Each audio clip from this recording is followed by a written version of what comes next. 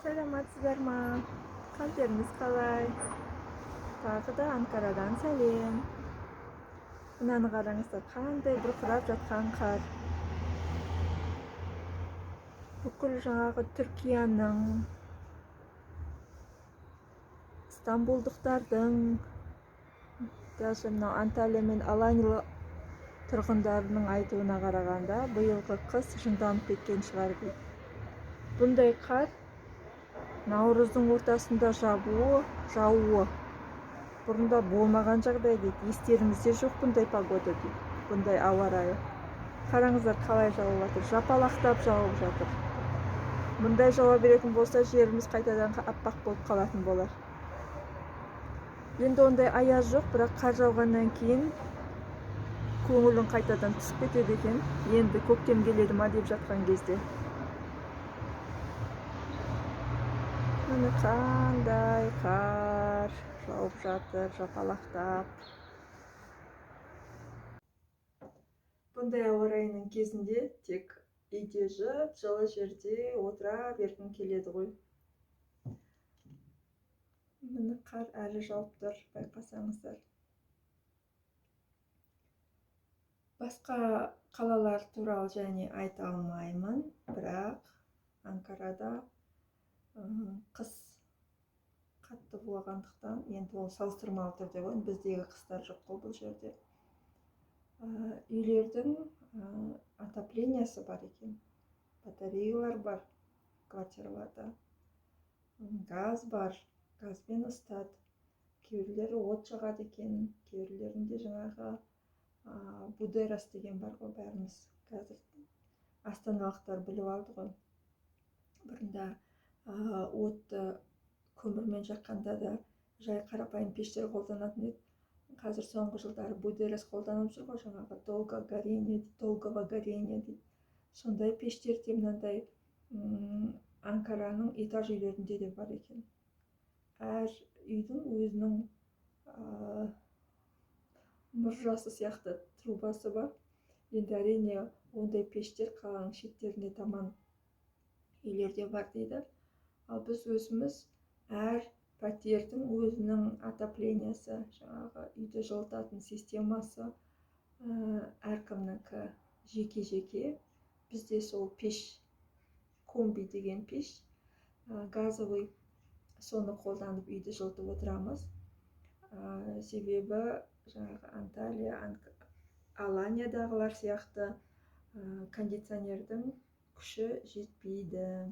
Себебі бұл жерде әжептәуір қыс және минус температураға дейін түсуі мүмкін. Солай. Енді күннің жылуын, көктемнің келуін тағы да күтеміз.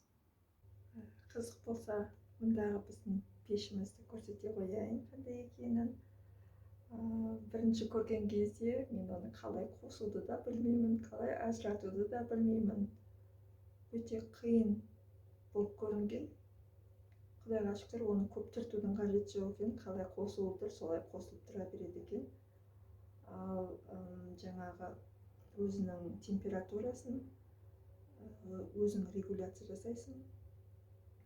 Температураны көбейтуге болады, азайтуға болады. Сол сияқты сол пештегі, сол пешпен қызатын үйдегі жаңа ыссы су сол пештің көмегімен ысиды. Оның да температурасын регуляция жасап өзіміз реттейді екенбіз. Ал енді біздің пешімізді қарайық. Біздің пешіміз мына кухняда орналасқан. Кухняда мынау шкафтың ішінде жасырынып қойылған.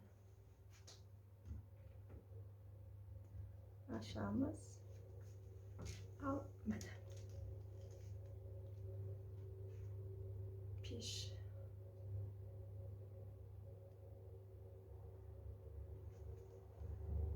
Байқалып тұр ма, мына жерде 44 градусты көрсетіп тұр.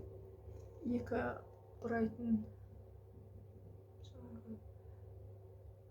бұраушы бар екен, жаңағы реттеуші. Біреуі батарейдің температурасын қадағалайды, екіншісі ыстық судың температурасын қарайды. Демир докум деген пеш. бағасы өте қымбат екен бұлардың, білмеймін енді. Басқалар мүмкін арзанырақ жерден алған шығар, или тапқан шығар. Біз енді жаңағы ябанжы болғандықтан, иностранецтер, шетелдіктер бізде қай жерге алып барады, сол жерден алдық қой. Бұл пешті біз былтыр күзде 4000 лираға алдық. 4000 лира ол кездегі ақшамен, білмеймін қанша екен. Қазір енді 35-ке көбейтсеңіз осы пештің бағасы шығады. Былтыр 4000 лира, биыл мүмкін қымбаттап кеткені де болар. Себебі бұларда да мықты инфляция болды ғой. Бүкіл заттар бәрі қымбаттап, халқы біраз қиналып қалды. Жаңағы біздің үйдің отоплениясы комби, жаңағы газбен жылиды деп айттым, пешімізді көрсеттім. Анкарада да жаңағы орталық жылытылған, жылытумен қамтамасыз етілген үйлер де бар екен, жаңағы центральный отопление.